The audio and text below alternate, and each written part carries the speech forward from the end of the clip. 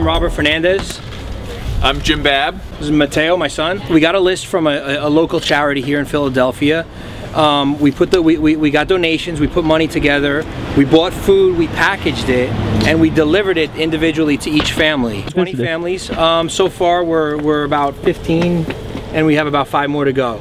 About 800 pounds of food, I estimate. As soon as I saw the story in New Hampshire about Amanda and all the great liberty activists out there that were delivering food to the needy there, I immediately contacted Jim. I said, "Hey Jim, you know, let's get something together. Let's do this in Philly." And he said, "Yeah, definitely." So you know, we went. I called up about maybe 5 or 6 different charities.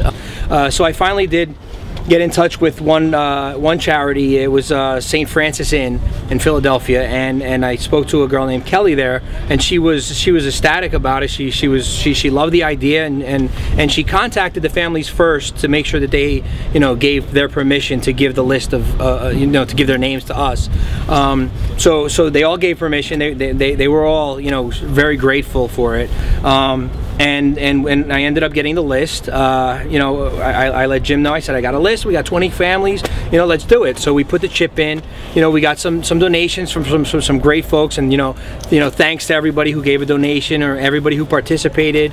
And you know, we made it happen. You know, it started with, you know, one person, one idea. You can't be dependent on other people to take care of these things for you. You know, I think the important thing is, you know, I think many people leave these issues up to you know, government agencies and charities. You know, I'm not at all, you know, for the force that government uses. So I think that's, you know, not the way you want to go. You don't even need to depend on the charities. You don't need to depend on the government to take care of these people. I think the individual has so much power, and I think you need to realize that. Everybody needs to realize that. So instead of depending on a charity organization all the time, or depending on the government to take care of the needy people, I think you need to get out there and do it yourself. You know, all it takes is one person, and you could influence many others, just like Amanda and all the Liberty folks over in New Hampshire influenced me. You know, and then I gave Jim a call, and then we influenced more people, and then,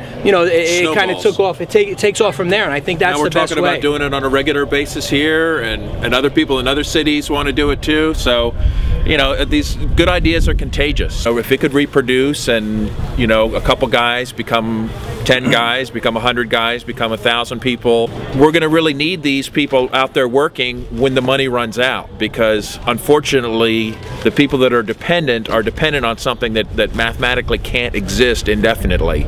So the more people out there doing stuff like this, and there are many people doing it, but we need many more. The more that are doing it, they're going to be the ones that everybody depends on when the welfare state goes bust. Okay. I think it's an important project. And another point I think is important to make too is the welfare doesn't necessarily take care of these people. It makes a lot of people more dependent. So we need to get away from the welfare state. With just what we did today, you know, we put in probably 110% of it went out to the needy people.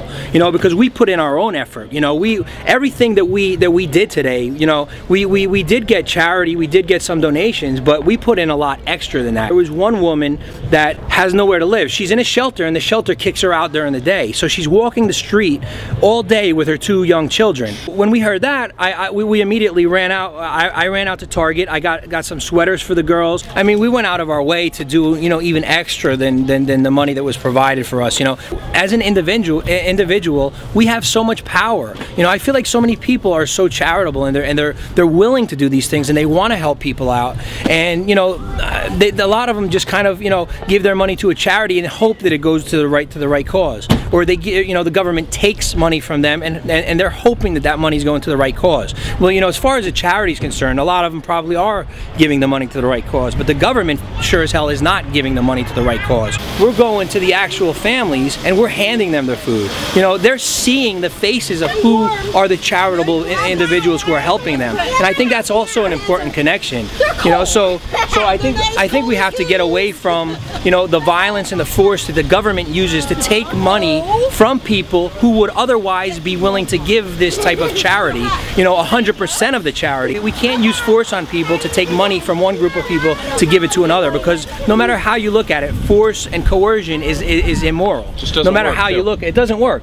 It doesn't work, and it creates more dependency on the system, because then there's people that want to take advantage of it. So, you know, I think that if it was an individual charity like us actually going to these needy people's homes, you know, people who are charitable aren't going to go to people's homes who are just lazy and don't want to work.